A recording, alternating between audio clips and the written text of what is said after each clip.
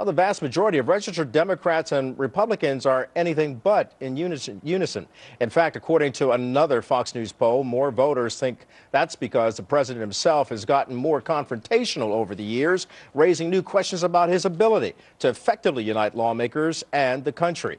Let's bring in our political panel to weigh in on this issue. Angela McGlowan, Fox News political analyst, and Zerlina Maxwell, a Democratic strategist. Ladies, as always, it's good to see you both. Angela and Zerlina, you know, currently President Obama is on pace to become the most polarizing president yet.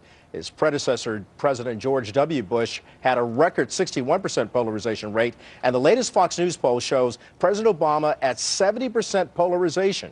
Do you have any ideas why he's become so polarizing going into his second term? Angela, Zerlina? Well, you know what, Kelly? It's not all his fault. We've had more politicians in Washington, D.C.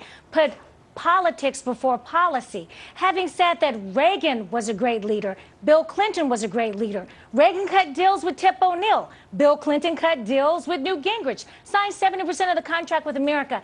You have to compromise. Now, Obama is a great orator, great motivational speaker. He gets the crowd going. But you will know them by their fruits, and he's not been a great leader, but it takes the Republicans coming to the table as well. Well, Zerlina, why is it, why does this kind of problem exist for the president who wanted to become the unifier in chief, and yet in many ways he's perceived as the divider in chief? Well, I think, you have to look at how Republicans have treated the president since he's been elected into office and now reelected. Half of the Republican Party doesn't even believe that the president is a citizen of the country. That's not true. That is true. 49% of Republicans do not believe that he's a citizen. It depends on the pool that was polled, but that's not true. We don't believe, not everybody believes in the birthright rights. I said 49%. I'm not saying all Republicans, but I'm saying if that's a significant amount of Republicans, and if you don't even believe that he is a legitimate leader of the country, that is going to be very difficult divide for him to close in order to govern everyone. I think that when he's trying to make a deal with John Boehner and Republicans led by Eric Cantor are walking away from the table, I think that's on Republicans, not necessarily on the president. And I agree with Angela that, it's really not his fault. Well, exactly, Angela. You did say it isn't his fault. Right. I mentioned that was a good point. And when you come into your first term and you have people on the opposite side saying our definition of the president is to make sure he's a one-term president, that has not been the case. He's gone on to win a second term. Yes. So like President Bush, however, President Obama continues to make overtures towards bringing Americans together. He recently sought to do this in the inaugural address, but critics say this speech was too liberal and fell far short of unifying we the people. What's your perspective on this? Kelly, it's one thing to make a speech, but you will know them by their fruits. Let's go to the fiscal cliff negotiations. As I said before, when Boehner offered raising taxes on people who made $1 million and above, that was Nancy Pelosi's proposal.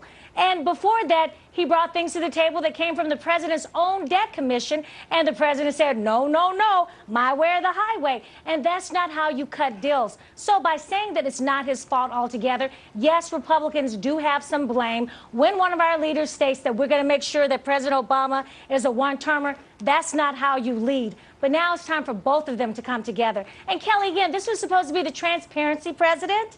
He hasn't been that transparent. Well, right you are about that, Zerlina. He does have some problems with transparency, as he discussed in his first term. Perhaps that was the glow of becoming the first African-American president of the country. But look, the bottom line here is that the greatness of a nation actually begins in the homes of its people. Therefore, what do we, the people, have the power to do to form a more perfect union? What should we be doing? Well, we need to call in our own representatives in Congress, right? When you're talking about the fiscal cliff, or you're talking about raising the debt ceiling, or passing the American Jobs Act to get Americans back to work, that requires we, the people. That's why that speech was so powerful on Monday. It wasn't about we, the government. He's not talking about the government. He's talking about citizens coming together and putting pressure on their elected officials to do what's right to help our fellow citizens. And I think that that is the unifying message that we all need to take away from Monday. It wasn't necessarily a partisan speech. It was a progressive speech. That is true. It was a very liberal speech. But I think it was very American. He's quoting the Declaration of Independence, and last I checked, that wasn't liberal. That's a very American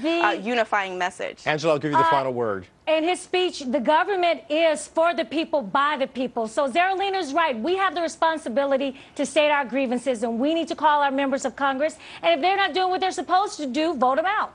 All right, I agree Angela with that. McClellan, Zerlina Maxwell, we thank you ladies for joining us and sharing your insights and perspective on where things stand with the president being the unifier in chief or the divider in chief. But we, the people, should step up and try to be more proactive as well. Thank you.